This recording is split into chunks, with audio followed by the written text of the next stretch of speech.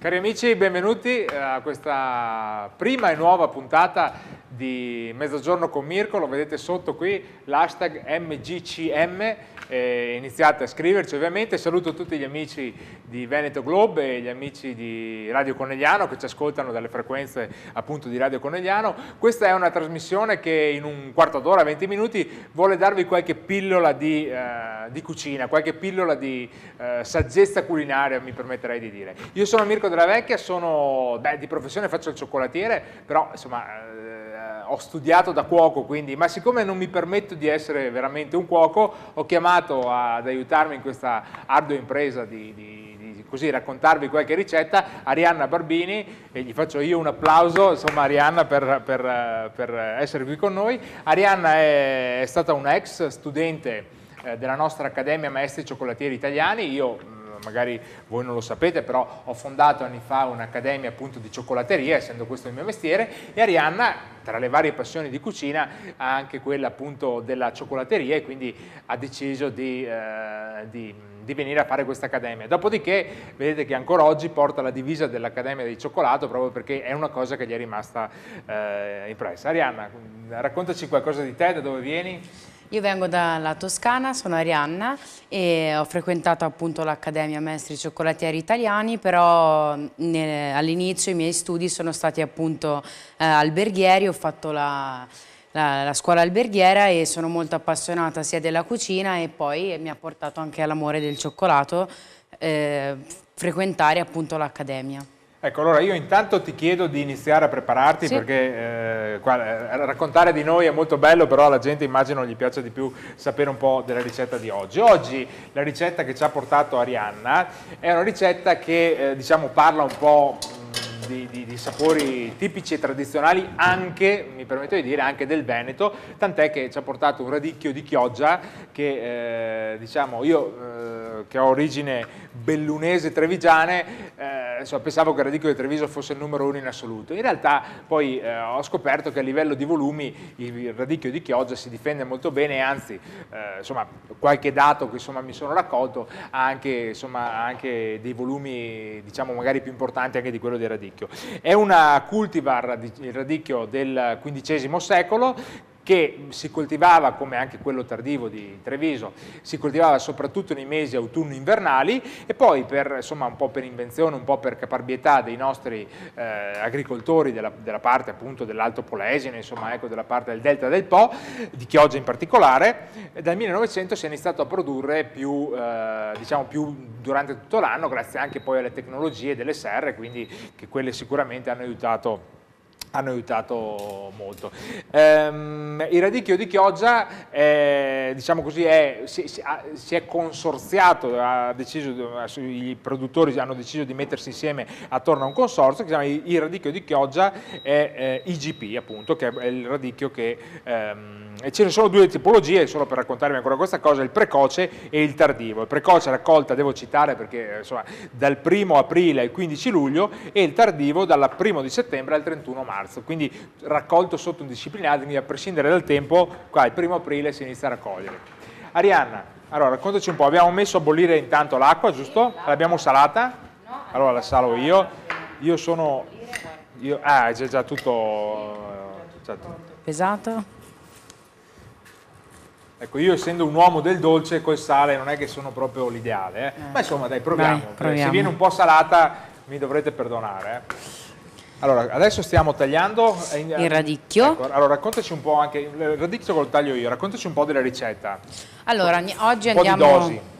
Sì, allora, oggi andiamo a fare appunto queste mezze penne con del radicchio rosso, andiamo a fare un fondo con del semplice scalogno e dell'olio di oliva, e andremo piano piano a farlo leggermente soffriggere, ma non troppo, perché appunto poi se no il sapore prevarrà su tutta la ricetta. Poi quando appena inizierà a fare un po' appunto di questo soffritto, andremo ad aggiungere il radicchio che spadelleremo leggermente. Anche meno, no? Basta forse sì, un po' meno, sì, ecco, sì, forse sì. ne fate un po' troppo. Che spadelleremo appunto leggermente e lo lasceremo così in purezza. La pasta poi la andremo a mantecare con un po' di grana, e la lasciamo così appunto in purezza senza aggiungere altri grassi come di solito si aggiungono nelle paste a radicchio, ma tutti mettono sempre la panna. In realtà lo vogliamo lasciare così, insomma diciamo al naturale, e poi andiamo ad aggiungere delle noci che io ho precedentemente tostato, dei gherigli interi che andremo a tritare al momento. L'acqua bolle, andiamo a buttare la nostra pasta, in questo caso io ho scelto delle mezze penne. Potete scegliere la pasta che volete, ricordatevi che se utilizzate e preferite una pasta all'uovo, di ricordarsi sempre di mettere una goccettina di olio all'interno della pentola, così da favorire poi lo staccamento della pasta.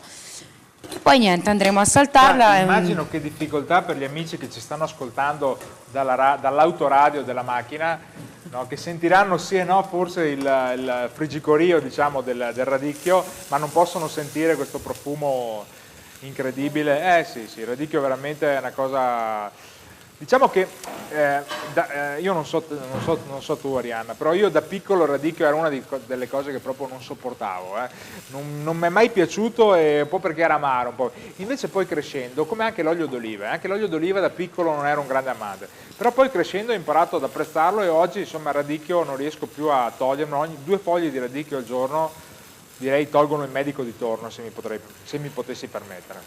Invece io ovviamente con l'olio ero già abituata, perché essendo toscana dalle mie parti si utilizza appunto solo olio di oliva, quindi come condimento, e il radicchio ho imparato a mangiarlo perché appunto mia nonna faceva una crema che diventava il risotto rosa e quindi era buonissimo. Sono incredibili da questo punto sì. di vista. Ecco, l'accortezza che dovete avere per fare un soffritto deve essere sicuramente quella qua, forse l'abbiamo messo un po' troppo caldo il fuoco, ma di non esagerare troppo con il fuoco, perché ovviamente il grasso, in questo caso l'olio del soffritto, potrebbe un po' bruciarsi e genera delle sostanze appunto che non sono il massimo per la nostra salute. Quindi i soffritti andrebbero fatti sempre a fuoco abbastanza dolce. Qui, ripeto, l'abbiamo fatto forse un pelino troppo alto, però è anche la prima puntata, quindi dobbiamo prendere anche un po' la mano con l'emozione della prima puntata, e ovviamente anche questo tandem di conduzione che spero vi regalerà tante cose buone. Qui diamo ancora un mezzo giro. Io intanto spezzo le noci. Ho visto che questa ricetta qui, io sono un po' malato delle consistenze dei piatti, cioè sono uno che ama nel piatto trovare la parte morbida con la parte croccante insieme, e qui adesso ho notato che abbiamo il radicchio che si sta, diciamo, un po' appassendo, imbiondendo nella pentola, e poi le noci daranno questo contrasto. Insomma, io sono convinto che in tutti i piatti questo tocco, diciamo, di morbidezza che può dare un ingrediente morbido, appunto come il radicchio stufato, piuttosto che una crema, una vellutata, con qualcosina che però lo aiuti ad essere più croccantino, secondo me ne aumenta la palatabilità, ne aumenta anche la digeribilità, secondo me, perché appunto il prodotto croccante, insomma, dall'intestino viene normalmente assorbito in modo diverso e quindi stimola altri sistemi. Bene. Tostate in modo da tirar fuori ancora più la croccantezza e l'aroma.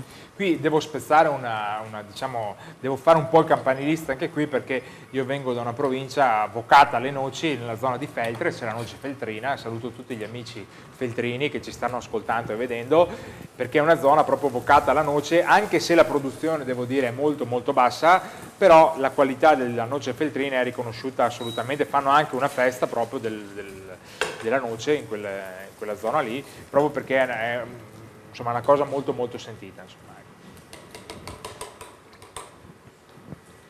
Allora, ci siamo quasi. Sì, volevo raccontarvi ancora un po' di questo radicchio IGP, e in particolare, per non essere truffati, perché sapete che insomma, quando si va a comprare tutti vi raccontano questo è DOP, questo è IGP, però per non essere truffati dovete fare attenzione al territorio di origine. IGP, identificazione geografica protetta, e è ve lo dico, anche qui devo citare testualmente, hanno origine tra i fiumi italiani dell'Adige e del Brenta, quindi tra l'Adige e il Brenta è la zona di produzione, quindi immagino tutte le zone attorno appunto a Chioggia, ma anche limitrofi, insomma sapete che anche per dire, nonostante facciamo un esempio del prosecco di Conegliano, però anche nel bellunese, io sono bellunese, ci sono delle zone che poi si sono un po' allargate per motivi di produttività, per affinità dei territori, e quindi ci sono delle zone che anche se si chiama prosecco di Conegliano si può produrre a Belluno, quindi anche qui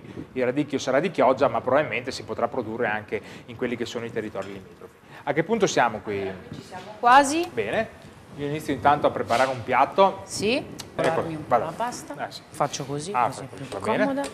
In questo caso riaccendiamo un attimo il sugo. Benissimo.